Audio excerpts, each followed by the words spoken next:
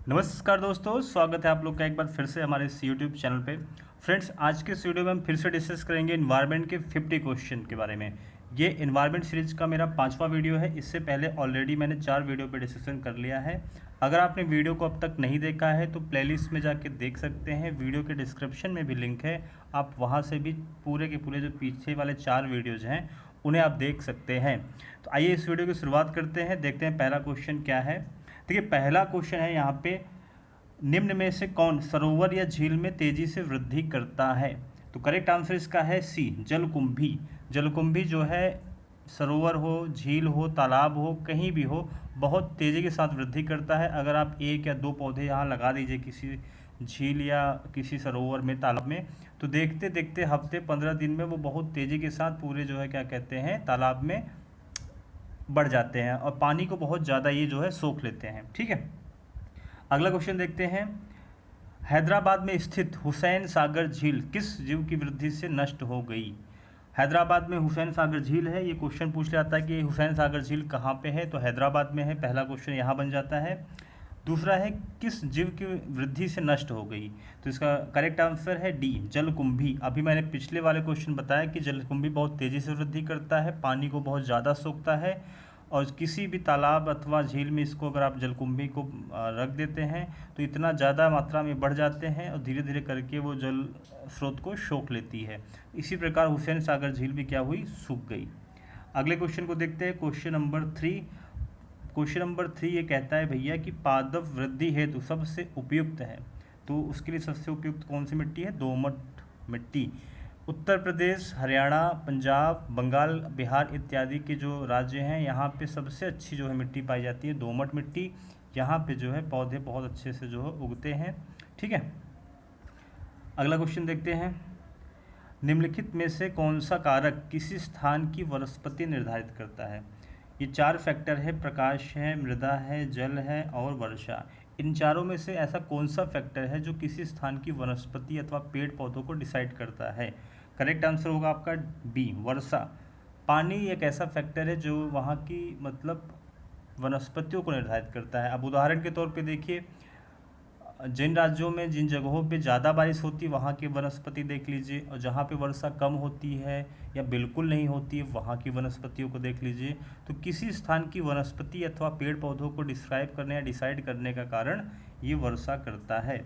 अब राजस्थान को देख लीजिए, राजस्थान में वर्षा बहुत कम मात्रा में होती है, तो वहाँ पे देखिए पेड़ पौधे कैसे, कटीली झाड़ियाँ हैं, बहुत दूर दूर में एक आधी पौधे मिल जाते हैं, वरना वो भी नहीं होते हैं। ठीक है, तो वर्षा एक ऐसा फैक्टर है जो किसी स्थान की जो है वनस्पति को निर्धारित करता है। अगला क्वेश्चन देखते हैं, 205 नंबर क्वेश्चन है ये। पौधे किस प्रकार का जल अवशोषित करते हैं। पौधे किस प्रकार का जल अवशोषित करते हैं। पहला है गुरुत्वीय जल, बिल्कुल नहीं। दूसरा है केशिका जल, बिल्कुल, यही आंसर करेक्ट है आपका, केशिका जल। केशिका नली के थ्रू, पौधों के थ्रू जो है जड़ों से जो है जल को अवशोषित करते हैं, तने और ऊपर होके पत्तियों और क्या कहते हैं जो ब्रांचेज होती हैं पौधों के, उसमें जो है समाहित हो जाता है जल, केशिका जल के माध्यम से। अगला क्वेश्चन देखते हैं। एक खाद्य स्तर से दूसरे खाद्य स्तर में जाने पर ऊर्जा का ह्रास होता है, कितनी परसेंट जो है एनर्जी लॉस हो जाती है। मान लीजिए पेड़ पौधों को बकरी खाती है, बकरी को शेर खाता है, शेर को कोई और खाता है, तो वो जो लेवल होता है, खाद्य जाल होता है, फूड चेन होती है, उसमें एक लेवल से दूसरे लेवल पे जाने पे कितनी परसेंट एनर्जी जो है लॉस हो जाती है और कितनी परसेंट जा पाती है। तो 90% एनर्जी क्या होती है, वो लॉस हो जाती है। ठीक है, और 10% ही क्या कहते हैं ट्रांसफ़र हो पाती है एक लेवल से दूसरे लेवल पे। ठीक, अगला क्वेश्चन देखते हैं। खाद्य जाल में ऊर्जा का प्रवाह होता है एक दिशीय, द्विदिशीय, चतुर्दिशीय, त्रिदिशीय। एक दिशीय खाद्य जाल होता है, जो फूड चेन होती है उसमें क्या होता है कि प्राइमरी प्रोड्यूसर से लेके टर्सरी जो है कंज्यूमर तक जो है सिंगल लाइन में जो है क्या कहते हैं ऊर्जा का प्रवाह होता है। ठीक, अगला क्वेश्चन देखते हैं। वृहद जलाशयों में अधिकतम तापमान होता है ऊपरी स्तर पे, तल जल में, तल स्तर में, मध्य स्तर में, तीनों स्तरों में एक समान। तो ऊपरी स्तर पे ज़्यादा जो है तापमान होता है। जो वृहद जलाशय होते हैं, बहुत बड़ी मान लीजिए झील है, बहुत बड़ा तालाब है, नदी मान लीजिए, सागर ले लीजिए, बहुत बड़ा वृहद जलाशय है, उसमें जो तापमान होता है वो ऊपरी लेवल का सबसे ज़्यादा होता है। ठीक है, अगला प्रश्न। साइकिल प्रोफाइल का सॉरी इस साइकिल नहीं है बल्कि सॉइल है। सॉइल मतलब मृदा। सॉइल प्रोफाइल का स्तर जिसमें कार्बनिक पदार्थ प्रचुर मात्रा में होते हैं। सॉइल प्रोफाइल्स क्या होते हैं कि जैसे मान लीजिए अर्थ गोली सी है, अब इसमें से आपने इतना पोर्शन काट दिया, काट के ऐसे ट्रायंगल सा ऐसे निकाल लिया, ठीक है। तो इसमें कई सारे लेयर होते हैं, ठीक है। ए समस्तर, बी समस्तर, ओ समस्तर। जिसमें ये प्रश्न पूछ रहा है कि कौन से लेवल पे कार्बनिक पदार्थ प्रचुर मात्रा में पाए जाते हैं। तो उसका करेक्ट आंसर हो जाएगा डी, ओ समस्तर पे बहुत ही ज़्यादा मात्रा में कार्बनिक पदार्थ पाए जाते हैं। अगला क्वेश्चन लेते हैं। वायुमंडल का वह क्षेत्र जिसमें बादलों का बनना, यहाँ बदलों लिख दिया मैंने गलती से, बादलों समझिएगा। बादलों का बनना, बिजली कड़कना, तूफानों और आंधियों का होना पाया जाता है। वायुमंडल का वह कौन सा क्षेत्र है, आपको ये बताना है। करेक्ट आंसर है क्षोभ मंडल। ये सारी घटनाएं जो है क्षोभ मंडल में ही होती हैं। बादलों का बनना, बिजली कड़कना, तूफानी आंधी उसके ऊपर नहीं होती है सब। हवाई जहाज़ जो होते हैं हमारे क्षोभ मंडल से ऊपर समताप मंडल में जो है उड़ाए जाते हैं, क्योंकि क्षोभ मंडल में ऐसी जो है वायु वाली घटनाएं होती हैं, तूफान आता है, बिजली कड़कती है, इसलिए जो है क्षोभ मंडल के ऊपर जो है एयरप्लेन को समताप मंडल में ट्रैवल कराया जाता है। अगला क्वेश्चन, घास वन में पाई जाने वाली खाद्य श्रृंखला का सही क्रम है। कोई घास का वन है, उसमें जो फूड चेन का सही क्रम बताना है। तो इसका करेक्ट आंसर देखिए सी है। इसको मैं डिस्क्राइब करता हूँ कैसे। देखिए घास को हिरन खाता है, हिरन मतलब हिरन यानी डियर्स, और डियर को यानी हिरन को शेर खा जाता है, और शेर को फाइनली कौन खाता है, जू। जू मतलब छोटे छोटे जीव होते हैं जो मतलब शेर के मर जाने पे, जिंदा रहने पे नहीं, मर जाने पे भी हो जाते हैं, और कभी कभी जिंदा रहने पे, क्योंकि शेर के बाल बहुत बड़े बड़े होते हैं तो इन बालों में जू पाई जाती है, और धीरे धीरे धीरे करके जो है शेर की बॉडी को डिकम्पोज करते रहते हैं, ठीक है। तो ये जो है फूड चेन है किसी वन, घास वन की, ठीक है। इस प्रकार जो है घास वन में फूड चेन चलती है। अगला क्वेश्चन देखते हैं। उपजाऊ लोम मृदा में बालू और मृतिका का आदर्श अनुपात होता है। करेक्ट आंसर हो जाएगा आपका सी, 50-50%, ठीक है। 50% बालू होती है, 50% जो है मृतिका होती है। मृतिका क्या होती है आप गूगल सर्च करिए, समझिए, और मेरे को कमेंट बॉक्स में ज़रूर बताइए, ठीक। अगला क्वेश्चन, घास स्थलीय पारितंत्र में संख्या का पिरामिड कैसा होता है। करेक्ट आंसर सी है, सीधा होता है। घास स्थलीय पारितंत्र में संख्या का जो पिरामिड होगा वो होगा सीधा। पिरामिड ऐसे बनते हैं, उसमें कई सारे लेवल होते हैं, ठीक है। तो ये जो है सीधा बनेगा। उल्टा पिरामिड ऐसे होता है, उल्टा पिरामिड मैं को बना देता हूँ अच्छे से। उल्टा ऐसे बनता है पिरामिड, और सीधा वाला इसका जस्ट जो है अपोजिट बन जाता है, ठीक है। ऐसे करके ट्रायंगल के फॉर्म में पिरामिड, ठीक है। अगला क्वेश्चन, 10% का नियम देने वाले वैज्ञानिक हैं। 10% का नियम मतलब कि भाई अभी मैंने बताया था ना, फूड चेन में जब एक लेवल से दूसरे लेवल पे एनर्जी ट्रांसफ़र होती है तो 90% लॉस हो जाता है, 10% ही जो एनर्जी जो है अगले लेवल पे जा पाती है। तो ये 10% का नियम दिया था लिंडेमान जी ने। बताया था कि भाई फूड चेन में एक लेवल से दूसरे लेवल पे जाने पे सिर्फ 10% ही एनर्जी ट्रांसफ़र हो पाती, बाकी लॉसेस हो जाते हैं, इसीलिए इसे कहते हैं 10% का नियम। देने वाले वैज्ञानिक का नाम लिंडेमान। अगला प्रश्न देखते हैं। पारितंत्र में ऊर्जा का प्राथमिक स्रोत है। पर्णहरित, एटीपी, सूर्य का प्रकाश, हरे पौधे। किसी भी इकोसिस्टम में ऊर्जा का जो प्राइमरी सोर्स होता है वो होता है आपका सूर्य का प्रकाश, क्योंकि सूर्य के प्रकाश से ही पर्णहरित की उपस्थिति में पौधे जो है अपना भोजन बनाते हैं। जब पौधे अपना भोजन बना लेते हैं तो उन्हें अन्य जीव खाते हैं, अन्य जीवों को कोई दूसरा जीव खाता है, इस प्रकार एक फूड चेन चलती रहती है। तो ऊर्जा का जो प्राइमरी सोर्स है वो क्या है, सनलाइट, ठीक है। अगला क्वेश्चन देखते हैं। वन्य जीवों को मारने तथा वनों को काटने से होता है। मृदा अपरदन, बिल्कुल। अगर आप वनों को काट दे देंगे तो वर्षा जो है क्या कहते हैं डायरेक्टली धरती पे गिरेगी, मृदा का अपरदन होगा। बाढ़ आएगी, बिल्कुल बाढ़ आ जाएगी। सूखा भी पड़ सकता है, और डी इसका करेक्ट आंसर हो, क्योंकि ये तीनों चीज़ें होती हैं, तो डी इसका आंसर सही हो जाएगा, उपर्युक्त सभी। अगला क्वेश्चन देखते हैं 17 नंबर का, 217 का। निम्नलिखित में से कौन सा पारितंत्र प्राकृतिक है। गेहूं का खेत बिल्कुल प्राकृतिक नहीं है। आम का बाग बिल्कुल ये भी प्राकृतिक नहीं है, हम लगाते हैं इसको। घास का स्थल, ये घास स्थल जो होते हैं वो प्राकृतिक, क्योंकि हम घास बोते नहीं हैं।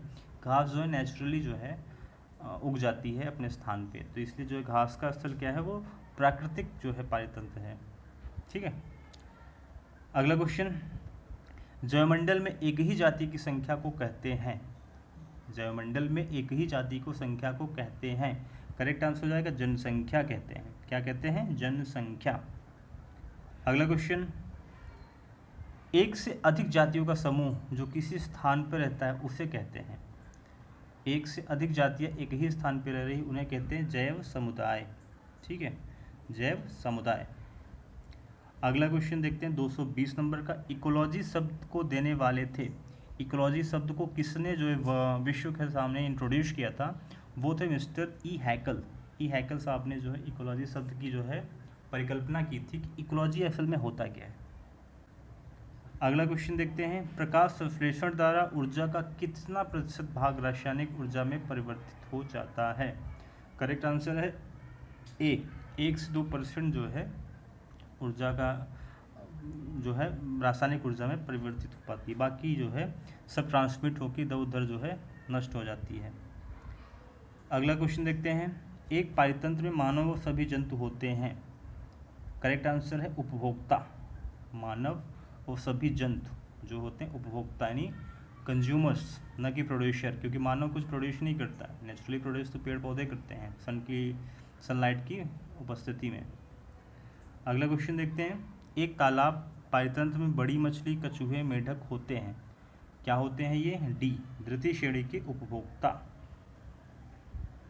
अगला क्वेश्चन देखते हैं, अंतरिक्ष यान में बनाया गया पारितंत्र होता है कृत्रिम पारितंत्र। अंतरिक्ष यान में जो हम बनाते हैं इकोसिस्टम ऊपर जाने के लिए, उसे कहते हैं आर्टिफिशियल इकोसिस्टम। अगला क्वेश्चन देखते हैं, पर्यावरण में अवांछनीय परिवर्तन करने से कौन सा संकट उत्पन्न होने लगा है? अवांछनीय परिवर्तन अगर करेंगे हम, अनचाहा परिवर्तन, उधर कहीं पेड़ काट दिया, कहीं घर बना लिया, कहीं कुछ कर दिया, तो उससे कौन सा संकट उत्पन्न होने लगा है? करेक्ट आंसर है पारिस्थितिक संकट। इकोसिस्टम आपका इम्बैलेंस हो जा रहा है। जिस दिन धरती का इकोसिस्टम पूरी तरीके से इम्बैलेंस हो जाएगा, आदमी मतलब लाइफ जो है क्या कहते हैं एग्जिस्ट नहीं करेगी, सब कुछ तहस नहस हो जाएगा। अगला क्वेश्चन देखते हैं 226, प्रकृति में ऊर्जा का मुख्य स्रोत है। डी, सूर्य से जो है ऊर्जा का मुख्य स्रोत है। अगला क्वेश्चन देखते हैं, जीवाणु एक्टिनोमाइसिस व कवक को कहते हैं। करेक्ट आंसर हो जाएगा सी, अपघटक। पारितंत्र में अजैविक व जैविक घटकों के मध्य की योजना कड़ी होती है। करेक्ट आंसर है इसका सी, जैव संरचना। एक पारितंत्र में कौन से दो घटक होते हैं? जीवी अथवा और अजीवी। जीवी तथा अजीवी घटक जो होते हैं किसी पारितंत्र में दो घटक होते हैं। अगला क्वेश्चन देखते हैं, प्रकृति में सर्प पादपों पर निर्भर कीटों को खाते हैं। मतलब सर्प कीटों को खाते हैं जो कि पादपों पर निर्भर करते हैं। यदि मोर सर्प को खाता है तो मोर होगा आपका खाद्य स्तूप पर शीर्ष पे। ठीक है, 230 का करेक्ट आंसर हो जाएगा डी, सबसे टॉप पे। क्योंकि देखिए ये स्नैक्स है, ये कीट पतंगे हैं, ये घास है, ये अपना मोर है। तो कीटों पे निर्भर जो सांप जो है किसको खा रहा है? कीटों को। किस पे निर्भर है? घास पे। और सांप को कौन खा रहा है? मोर। तो ये क्या है? देखिए एक साइकिल बन गया, एक फूड चेन बन गई। तो जो मोर है वो टॉप लेवल पे बैठा हुआ है, चौथे स्थान पे। ये हमारा प्रोड्यूसर, प्राइमरी कंज्यूमर, सेकेंडरी और टर्सरी कंज्यूमर। तो जो मोर है हमारा वो कहाँ बैठा हुआ है? खाद्य स्तूप का शीर्ष स्थान लिए पे बैठा हुआ है। अगला क्वेश्चन देखते हैं, भूतल पर दीर्घकालीन निर्वाहित जीवन किसकी विशेषता है? करेक्ट आंसर हो जाएगा सी, पारिस्थितिक तंत्रों की। मृदा में उपस्थित जल की कुल मात्रा को कहते हैं, इसे कहते हैं मृदा में उपस्थित जल की कुल मात्रा को कहते हैं होलार्ड। ठीक है, एक मृदा में जितनी जल की मात्रा होती है उसे कहते हैं होलार्ड। अगला क्वेश्चन देखते हैं 233 नंबर का, किसी स्थान की आपेक्षिक आर्द्रता ज्ञात करने का उपकरण है साइक्रोमीटर। साइक्रोमीटर से किसी भी स्थान की जो है ह्यूमिडिटी जो है मेजर करते हैं, आर्द्रता जो है मेजर करते हैं। ठीक है, नेक्स्ट क्वेश्चन 234 देखते हैं, किस प्रकार की पिरामिड द्वारा विभिन्न पारिस्थितिक तंत्रों की उत्पादकता का बोध होता है? करेक्ट आंसर हो जाएगा ऊर्जा पिरामिड से। अगला क्वेश्चन, सर्वाधिक स्थायी पारितंत्र है महासागर। महासागर बहुत ही स्थायी पारितंत्र, ज़्यादा इसमें चेंजेस नहीं होता क्योंकि वहाँ मानव की जो है पहुँच नहीं है, इसलिए वो वहाँ पे ज़्यादा छेड़छाड़ नहीं कर सका है अभी तक। मनुष्य गया है लेकिन सबका आना जाना नहीं है वहाँ पे, इसलिए जो है बहुत ही स्थायी पारितंत्र है। अंतर्राष्ट्रीय अम्ल वर्षा सूचना केंद्र स्थापित किया गया है मैनचेस्टर में, करेक्ट आंसर आपका। अगला, निम्नलिखित में से किसका पारिस्थितिक संतुलन से संबंध ही नहीं है? औद्योगिक प्रबंधन का जो है पारिस्थितिक संतुलन से कोई संबंध नहीं। जल प्रबंधन का है, वन रोपण का है, वन्य जीव सुरक्षा का भी है, परंतु औद्योगिक प्रबंधन का कोई जो है क्या कहते हैं मतलब नहीं है, संबंध नहीं है। अगला क्वेश्चन देखते हैं, भारत में मैंग्रोव वनस्पति अधिक विस्तृत रूप से पाई जाती है सुंदरवन में, जो कि बंगाल में है, बांग्लादेश के बॉर्डर पे, वहाँ समुद्र के बॉर्डर पे है सुंदरवन, वहाँ पे मैंग्रोव वनस्पति सबसे ज़्यादा पाई जाती है। ठीक है, अगला क्वेश्चन देखते हैं, पारिस्थितिक तंत्रों में तत्वों के चक्रण को क्या कहते हैं? जैव भू रासायनिक चक्र, ये करेक्ट आंसर हो जाएगा, जैव भू रासायनिक चक्र।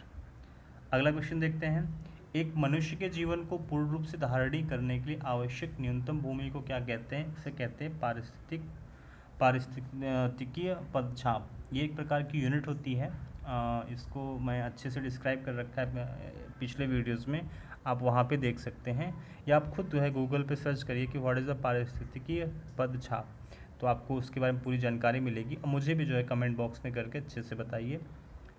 अगला क्वेश्चन देखते हैं, सबसे लंबा जीवित वृक्ष है शिकुआ। शिकुआ जो है सबसे लंबा जीवित वृक्ष है। अगला क्वेश्चन, सर्वाधिक जैव विविधता पाई जाती है शांत घाटी में। शांत घाटी कहाँ पे है? केरल में है, और सबसे ज़्यादा जैव विविधता शांत घाटी में पाई जाती है।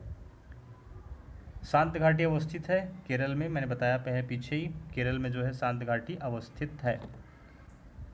फूलों की घाटी कहाँ अवस्थित है? आपके आंसर्स हैं केरल, उत्तराखंड, जम्मू कश्मीर, हिमाचल। करेक्ट आंसर है उत्तराखंड में, फूलों की घाटी उत्तराखंड में और शांत घाटी केरल में अवस्थित है। अगला क्वेश्चन, वेटलैंड दिवस मनाया जाता है। वेटलैंड मतलब गीले धरती, वेटलैंड, उसका करेक्ट आंसर हो जाएगा 2 फरवरी को। 2 फरवरी को जो है वेटलैंड जो है दिवस मनाया जाता है। अगला प्रश्न, निम्नलिखित राज्यों में से किसमें भारत की सबसे बड़ी अंतर्देशीय लवणी आर्द्रभूमि है? गुजरात। गुजरात में देखे होंगे कितनी लंबी जो है समुद्री सीमा लगती है गुजरात का और समुद्र से, तो सिंपल सी बात है, अंतर्राष्ट्रीय अंतर्देशीय लवणी आर्द्रभूमि भी कहाँ होगा? गुजरात ही होगा। करेक्ट आंसर आपका गुजरात हुआ। अगला क्वेश्चन देखते हैं, निम्न में से कौन सा एक प्रवाल विरंजन का सबसे अधिक प्रभावी कारक है? समुद्र में जो प्रवाल भित्तीय प्रवाल पाए जाते हैं उनको इफेक्टेड करने का सबसे बड़ा कारण क्या है? सागरी जल के सामान्य ताप में वृद्धि। अगर सागर का जल यूं ही बढ़ता रहा तो एक दिन क्या होगा? प्रवाल सारे मर जाएंगे, प्रवाल भित्तियाँ सब नष्ट हो जाएंगी। ठीक है, अगला क्वेश्चन देखते हैं, किस पर्यावरण में जैव द्रव्यमान का वार्षिक उत्पादन न्यूनतम होता है? गहरे सागर में, क्योंकि वहाँ पे सनलाइट नहीं पहुँच पाता, तो इससे जैव द्रव्यमान जो होता है बहुत ही जो है न्यूनतम होता है। अगला क्वेश्चन, डूमारोज बायोडायवर्सिटी पुस्तक के लेखक अथवा लेखिका कौन है? डूमारोज बायोडायवर्सिटी पुस्तक, एक डूमारोज बायोडायवर्सिटी पुस्तक है, उसके लेखक अथवा लेखिका का नाम आपको बताना है। करेक्ट आंसर है वंदना शिवा, इन्होंने जो है बुक लिखी हुई है। ठीक है, आप याद रखिएगा, बहुत इंपॉर्टेंट क्वेश्चन है, यूपीएससी ने कई बार पूछा है इसको। अगला क्वेश्चन और आखिरी क्वेश्चन है इस वीडियो का, जलवायु परिवर्तन का कारण मुख्यतः निम्नलिखित की वजह से है? ग्रीन हाउस गैस बिल्कुल है, प्रदूषण बिल्कुल है, ओजोन परत का क्षरण बिल्कुल है, तो करेक्ट आंसर हो जाएगा डी, उपर्युक्त सभी। ठीक है, तो फ्रेंड्स ये थे इन्वायरमेंट की 50 क्वेश्चन जो कि बहुत ही ज़्यादा इंपॉर्टेंट है। आशा करता हूँ आप लोग को अच्छा लगा होगा। इसी प्रकार मैं अगले वीडियो में भी इन्वायरमेंट के 50 क्वेश्चनों के बारे में डिस्कस करूँगा। मेरा एक टारगेट है कि जितने भी इन्वायरमेंट के क्वेश्चंस हैं, जितने भी हैं, किसी भी किताब में हो, किसी भी कोचिंग इंस्टीट्यूट में पढ़ाया गया हो, वो सब कुछ लाके आप लोग के सामने रख देना। तो ठीक है, मिलते हैं अगले वीडियो में, तब तक के लिए आप लोग से बहुत बहुत अलविदा, नमस्कार, मिलते हैं अगले वीडियो में।